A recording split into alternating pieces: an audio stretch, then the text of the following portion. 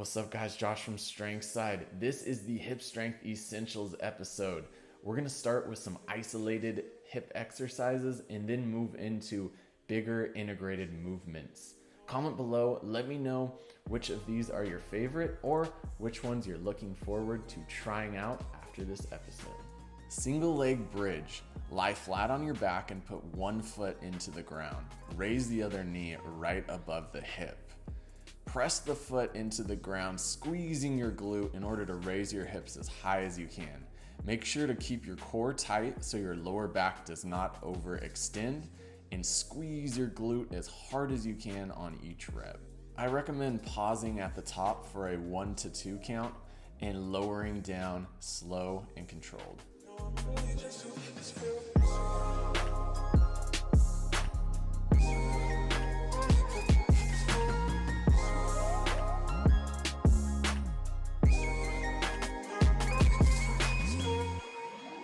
Glute Bridge March is an excellent exercise to work on glute strength and hip extension.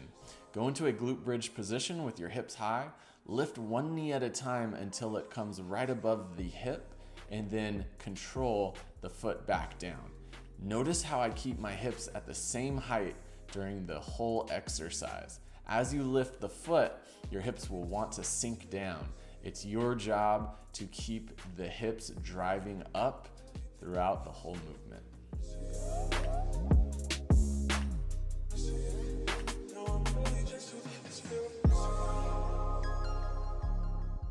Now we move to some lateral hip strength with the banded clamshell.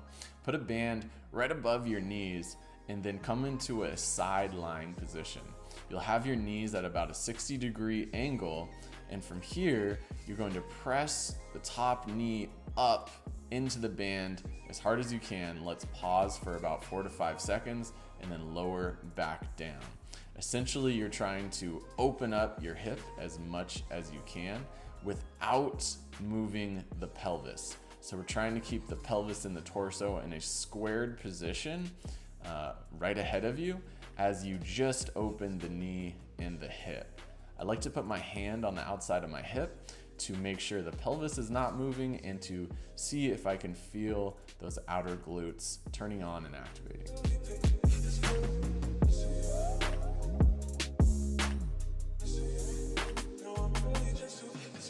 Sidelying leg lift is an excellent exercise to keep working on our glute medius strength. Assume a side lying position again, but bring your knees closer to 90-degree angle.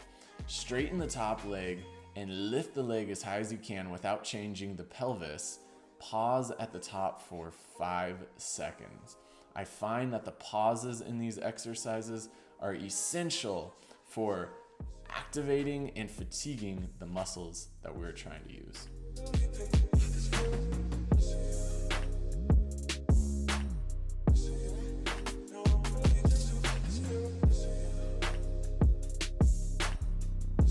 Single leg Romanian deadlift. From a standing position, hinge your hips forward and send one leg back.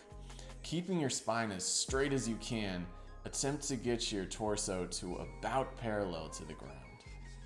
Use your whole foot to grip the ground and try to keep your hips as squared up as possible. One way to think about this is to keep both feet pointing straight forward as you go through the hinge movement.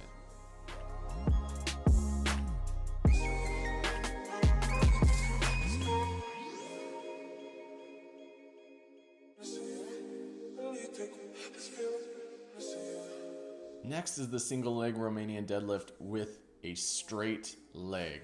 This is the same as the previous movement, but now we will keep the working knee all the way locked out. This usually becomes more challenging for most people because it requires more flexibility and coordination of the hamstrings and spine.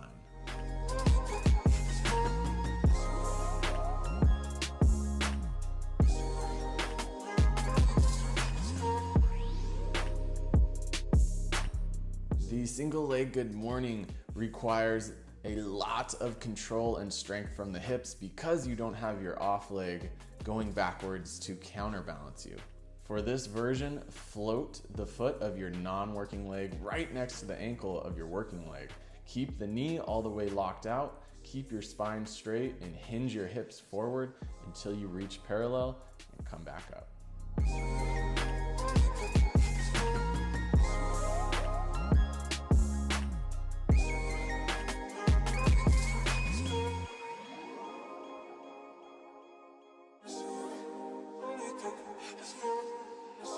For the split squat, start in a half kneeling position with the bottom knee right under the hip. Dig your back toes into the ground and squat yourself up. Try to move the hips in only the vertical plane.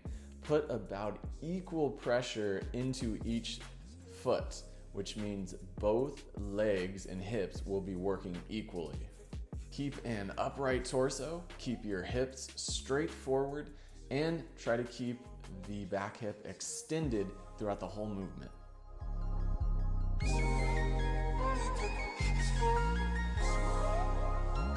The split squat becomes harder when you elevate both feet. Now, the hips have a greater range of motion to work in, which requires more mobility, strength, and coordination.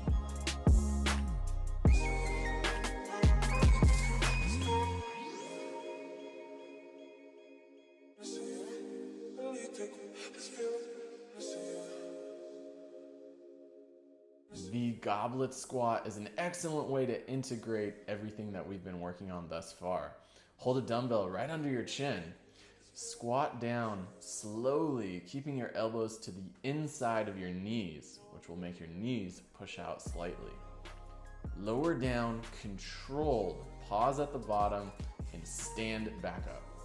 Keep your torso as upright as possible and bring your hips down as low as possible. Your feet can be angled out slightly. If you are challenged to get even to parallel depth, place something under your heels to allow you to get deeper into the squat. In my opinion, the goblet squat is the best way to start gaining real life hip, leg, and total body strength.